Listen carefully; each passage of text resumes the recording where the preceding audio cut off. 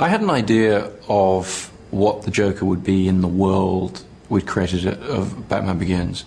And to me, it was creating a sort of psychologically credible anarchist, a force of anarchy, a force of chaos, a purposeless criminal, a psychopath.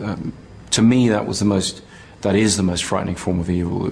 The enemy who has no rules, the enemy who's not out for anything, who can't be understood, can only be fought.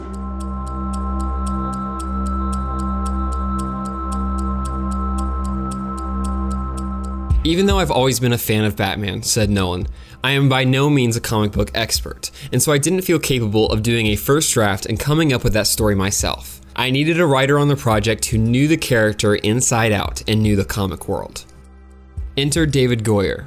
I remember telling my mother when I was a kid that I was going to go to Hollywood one day and do a Batman film. So in a way, I had been waiting my whole life for this call. But at the time, I was so busy that I didn't think I could do it. About a week later, Chris Nolan called and said that he'd really like me to do it, and again, I had to say that I didn't have the time. But if I was going to write it, I said, this is what I would do. And then I talked for about an hour. It's not about money, it's about sending a message. Writing with Chris is writing at speed. On taxis, jumbo jets, boats, trams, London, LA, Chicago, Hong Kong. Chris has tech scouts and meetings with actors, and I tag along. We figure out the script on the way. One long transcontinental argument, batting ideas back and forth. Bruce Wayne would be proud. Everywhere we go, Chris is met by department heads with a million questions. He makes decisions on the fly. Costumes, sets, shooting schedules. We're in a warehouse as one of the stunt drivers does donuts in a naked Batmobile chassis. Massive tires squealing as I try to shout questions about the third act over the noise. With all of the major story movements of The Dark Knight, we've tried to imbue them with a sense of inevitability. You really want kind of in the first reel to set up a set of expectations and feelings about the type of story that you're going to see and the way in which these things are going to play out for these characters. But hopefully we'll try and, surprise people in terms of how those things come to pass. Okay, fine. You either die a hero or you live long enough to see yourself become the villain. Batman is not a simple heroic figure, and that's the reason I was interested in him of all superheroes, because he has no superpowers. He is the most human of superheroes, therefore, and I think he's very, very flawed, and I think that the more that those flaws are allowed to just bubble under the surface, underneath the sort of triumphalism, I think that makes it makes it more like real life, frankly. One of the story elements I'm continually drawn to is that the protagonist who suffers, I think if that comes from inside themselves somehow, if they are somehow responsible for their own predicament, I find that very evocative. I find that very, very much more moving than if it's as simple as, oh, well, here's a bad guy and he's doing bad things. Not to get too pretentious, but from Shakespeare and all the rest, it's something that has struck a chord with me. It's this idea that if the seeds of your own destruction really are internal, they really are coming from inside yourself, it heightens everything and heightens the sense of tragedy to do with everything. In the case of Batman and this story, it's a question of finding the positivity in it. It's a question of saying, here is a character, like the protagonists of my other films, I think, who is driven by extraordinarily negative things. But what makes him a heroic figure, and it's something we had to constantly bear in mind, is the fact that he's able to channel these negative impulses into something positive, into something altruistic, something relating to helping other people rather than just the notion of personal vengeance. The interesting thing about Batman as a figure is that he's driven by very, very dark things. There's a lot of rage, a lot of anger that really, really motivates him, but he's trying to channel that into something good. But he's really playing with fire. He's working outside the law. He's doing all kinds of very questionable things, but in the service of good. That really is playing with fire. That really is riding this knife edge. So what we do in the Dark Knight is we just sort of test that using the character of the Joker, who's this extraordinary force of anarchy. Somebody who just lives and delights in taking people's rule sets and turning them, against themselves. It's sort of the ideal way to get to the core of Batman and the paradox of Batman, because he's somebody who's essentially doing bad things for good reason. He's using, force and vigilantism and intimidation, but he's trying to do it in the service of good. And I think it's an interesting place to have your hero. I think the Joker understands Batman, or feels he understands Batman, possibly in a way that Bruce Wayne doesn't entirely understand himself. And I think in the interrogation scene, it's interesting to see how the Joker is able to get under his skin. We like to think of our heroes, our heroic figures, as being immune to those kind of mind games.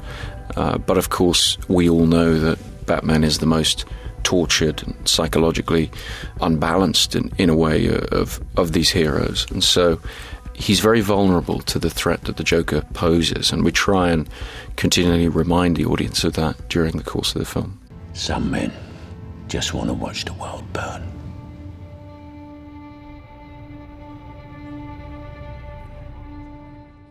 What's so great about these characters is they've been around so long and they've been through so many iterations that it's a little like Shakespeare. It's people coming in and having their own take on a familiar character and viewing it through a different lens.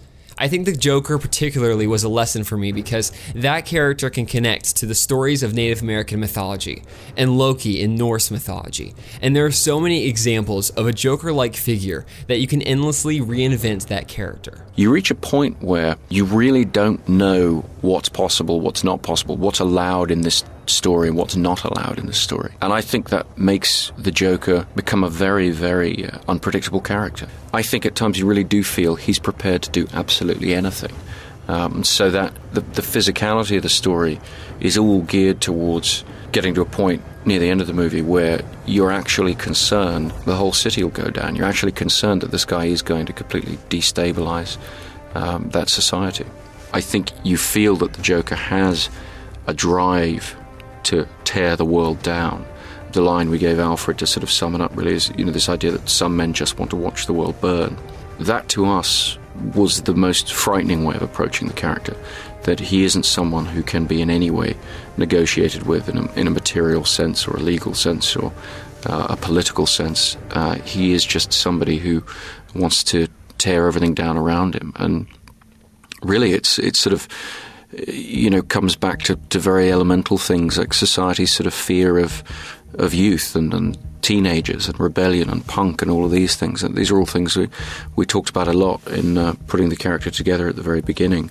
My brother Jonah, who co-wrote the screenplay with me, and David Goyer and myself came up with the story. But for us, one of, I think, society's most palpable fears is the fear of the collapse to anarchy, the idea of people in society who will not in any way be bound by any kind of convention, whether that of society or even the convention of criminal society within the larger society. Very much what drives both the film and the novel is the terrifying idea of the absolutely lawless and yet somehow attractive anarchy that teenage rebellion can present, taken to its absolutely most appalling extreme. We really wanted to get a little bit of that into this idea of who the Joker is. We wanted a very youthful sense to the Joker, a very, as I say, sort of punk sensibility to the Joker. The force of the Joker, the character, I like to say, sort of cuts through the story like the shark in Jaws. He's a force to be reacted to.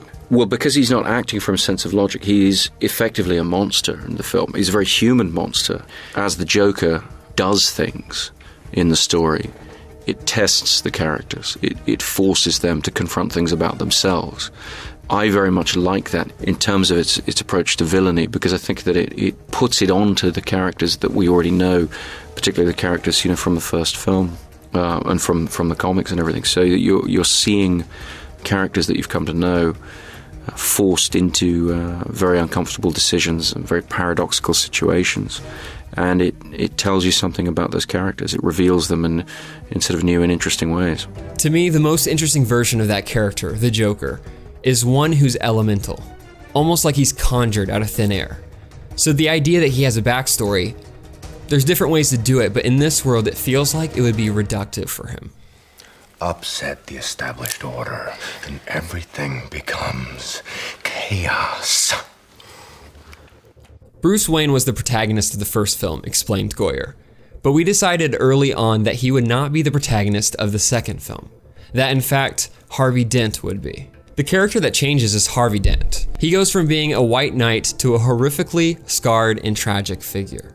Well, I think for me it comes from my interest in film noir and what sort of defines that. not for me being so much the visual style, but the form of characterization that you get in those great stories. The idea that character is defined through action. Very often these films are centered around a protagonist who's either an unreliable narrator, which is what we played with very much in Memento, or simply someone who has some flaw in them, some tragic flaw that you know early on there's an indicator in the story that this is going to snowball into something catastrophic. And in The Dark Knight, I found a lot of interest in the character of Harvey Dent for myself. He's a very heroic figure at the beginning. He's the guy that Bruce Wayne sees as being able to take over for him. He's a hero without a mask. He's a positive figure for Gotham to rally behind, who can take over for Batman. But in the way that Aaron Eckhart plays him, there's something right from the beginning you see in him that's questionable. You see a sort of vaulting ambition. You see a germ of darkness there that can, and of course therefore will, in this kind of story, rise up and turn into something ugly. We had Batman on one side saying that Harvey Dent represents a good vision of what the city can become. And then we had the Joker on the other side, saying that any man can be corrupted and turned into a villain if you push him hard enough. And the Joker is kind of right, which is why we wrote an ending in which Batman and Gordon conspire to hide that truth from Gotham. They protect the image of Harvey Dent, and Batman sacrifices himself. That makes the ending of The Dark Knight very tragic. See, madness, as you know, is like gravity. All it takes is a little push. Well, particularly in The Dark Knight, we felt that, if Batman now, rules the night in Gotham, daytime is going to be the more threatening aspect because the Joker rules the day, essentially. We in our telling of this story, we've never felt that Bruce Wayne could ever go out as Batman in daylight, that, the costume would appear ridiculous to the other characters. It wouldn't be threatening without the cover of darkness. So we've always sort of treated him a bit like Dracula or something, the actual Batman himself can only come out after dark. For that reason, a lot of our most threatening scenes in The Dark Knight we chose to have in broad daylight, as you say. When you turn the lights on, and in the interrogation scene, for example, we tried to really invert expectations and begin very, very dark and have people think that's how the scene will play out. But then we actually went incredibly bright with the whole scene, because when you're in broad daylight, when the sun is out, when the lights are on, I think in cinematic terms, you're not pushing the audience one way or the other. You're not cluing them into where the scene is going to go. And there's an interestingly unpredictable sense that helps. And there's also, at times, a certain bleakness that evokes that I think can get under the skin a little more effectively. If you're good at something, never do it for free. I think really the only useful advice I ever got in terms of, trying to figure out your way into the film business, the film industry, is to get yourself a script and hang on to it. It's that idea, that screenplay, that concept, whatever that's going to be, that's so important. And you have to stick to your guns. You have to find something that you can do that maybe other people couldn't do. And even if that seems different or doesn't fit into people's expectations, that's what's going to distinguish it if you can do it successfully. Hello everyone, thanks for watching. On this channel, we are going to be learning how some of the best TV shows and films were created, hearing from the creators themselves. If this is something that would be interesting to you, go ahead and hit the subscribe button and join us as we take a look behind the curtain.